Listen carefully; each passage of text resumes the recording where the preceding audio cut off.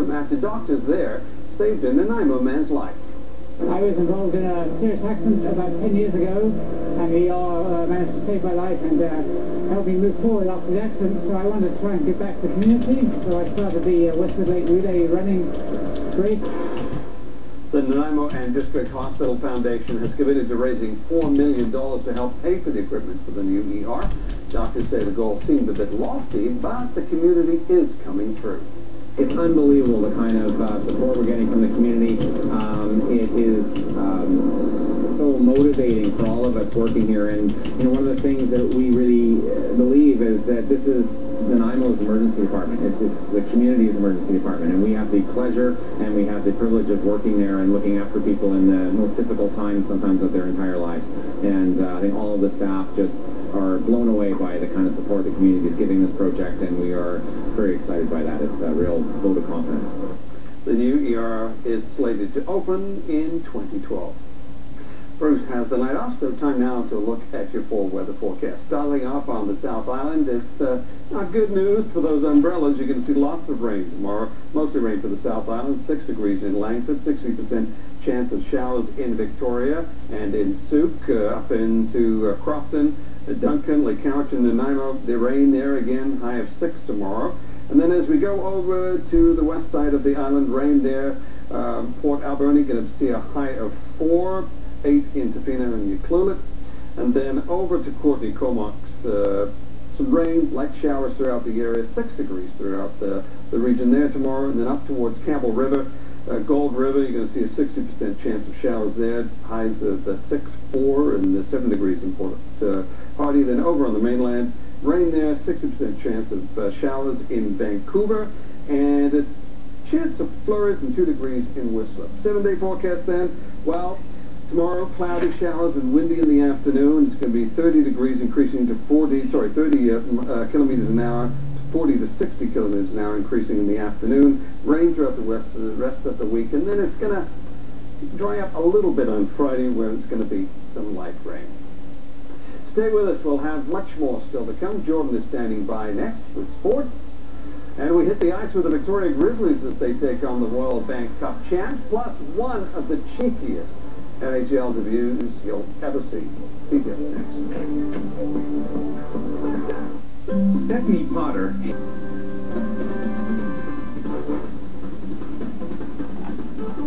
Time for sports, and look who's here. Jordan Cunningham. Stephen Adder. Hey. Thank you. Nice to see you on this Friday night. It's been a while. Yes, indeed. That was a nice beginning there. I like that. The Vernon Vipers love playing at Bear Mountain Arena. After all, it was the site of their Royal Bank Cup victory in 2009. Tonight, the reigning two-time kings of Junior A hockey return to the scene of that triumph to face the Grizzlies. But when you're the national champs, you travel with an entourage. This young lady, a fan of Vernon's Adam Thumper Thompson, and his rumper, whatever that means. Funny signage. Perhaps Madison Diaz was distracted by that because he almost loses his head. This vicious hit by Vernon's Malcolm Lyles would earn him a penalty and a 10-minute misconduct. Diaz's head would be just fine, though, because just minutes later he tries to bang a hole in the boards with it. Look at that. He'd be okay, though. Tough kid. Not a good night for the Grizz all around. 2-0 in the second when Bryce Kikoski's wrist shot gets through a crowd. It is 3-0 Vipers. Later in the second, Vernon's Dylan Walchuk rounds out your scoring. One final highlight, though. Grizzlies forward Michael Collintone taking on, you guessed it, Adam Thumper Thompson. And as you might expect, Thumper's section was all over it as the Vipers were all over the Grizzlies. 4-0 was your final. Grizz post Trail tomorrow night. And Trail works a little OT in Duncan, skating to a 4-4 tie with the Caps. Cowichan's Mike Hammond with his league-leading 27th goal with 59 seconds left to earn the Caps a much-needed point. And more overtime in Nanaimo as Colton Sear plays hero. Clippers top the Dogs. The Clippers on fire, 7-3 in their last 10. Steven Stamkos and Taylor Hall, a couple of first overalls going head-to-head in Edmonton tonight. But check this next highlight out. The term act like you've been there before does not apply to Oilers rookie Linus Omark. His first career game, first career shootout. So he's going to give her the old spinorama fake slapshot shootout winner. I'm not even sure what you call that. Oil beat the Lightning 4-3. They are on fire as well, 7-2-1 over the last 10. Yesterday, rider Hejidal spent his 30th birthday doing what he loves, and that's ripping around Maui on his bike and sharing his cycling knowledge with the people who took part in this week's inaugural Maui cycling camp. Tomorrow, it's back to reality for riders as they move out of the Four Seasons Wailea, and based on the success of the camp, expect full registration next year. From waking up to going to bed, we wanted it to be a day in the life, and not just a day, but a week. That's a serious little block of training, and the work you can accomplish, doing it right, the meals, the massage, the planning, getting the most out of every pedal stroke you do. That's what it's all about, and it adds up week after week after week. If I can share this and show people what it's all about, I think that's a unique thing and something that motivates me. Due to the response, the overwhelming positive response, we're looking at offering a couple camps next year, one in November, one in December. It'll be a new experience, but it'll be much of the same. Just an opportunity for people to get out there and to train with the pros and to feel like a pro for the week and to enjoy Maui, enjoy the roads, enjoy the Four Seasons, and just take it all in. Well, there may yet be one more accolade for Hejidal before he closes the book on 2010. Ryder has cracked a list of 16 athletes being considered for Canadian Athlete of the Year honors. Now, Sportsnet.ca is where you can go and cast a vote. It's a head-to-head format where you vote for one athlete over the other. Ryder's first-round opponent, none other than Steve Nash. And Nash being Nash, I'm sure he'd rather Ryder get the honor. The affable point guard is also perhaps the best Facebook pal a guy could have. Today, as he lay on his bed hours before the Suns' big game against the Blazers, he posted this rousing plea to Suns Nation on his Facebook page. Now look, it's been a tough year. You don't think I know that? I know that too. We're a work in progress. Are we the best team in the league? No. Are we going to be? I don't know. Are we going to work our tails off to be the best team we can possibly be this season? You betcha. We just need a little bit of support from you guys, a little more positive energy. Don't you know how much that means to us? It means a lot. It means a real lot. Maybe the words of Axl Rose come handy right now. All we need is just a little patience. Come on, Suns fans, let's get one.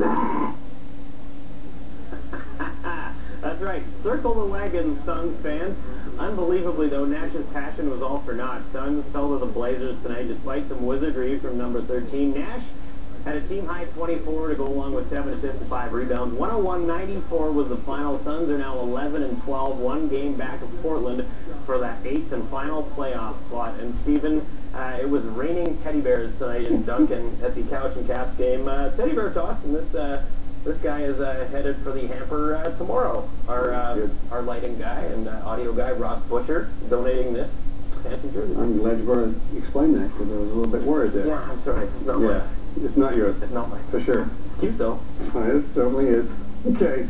Still ahead, thousands of people were scrambling today, still scrambling actually, for a chance to see English-born Reggie Dwight when he comes to Vancouver Island next year. He's known around the world as Sir Elton John, and he's feeling the love tonight with the rush and tickets.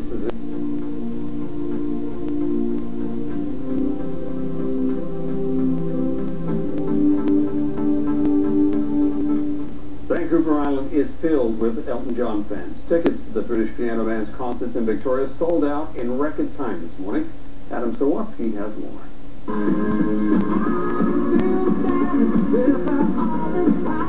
So is Henry Landry, one of dozens still waiting to buy tickets to see Elton John. I got on my bicycle at 5:30 this morning and I cycled into Duncan. I took the commuter bus down from Duncan into the arena to stand in line. Standing is step one. Step two, rip off one of these.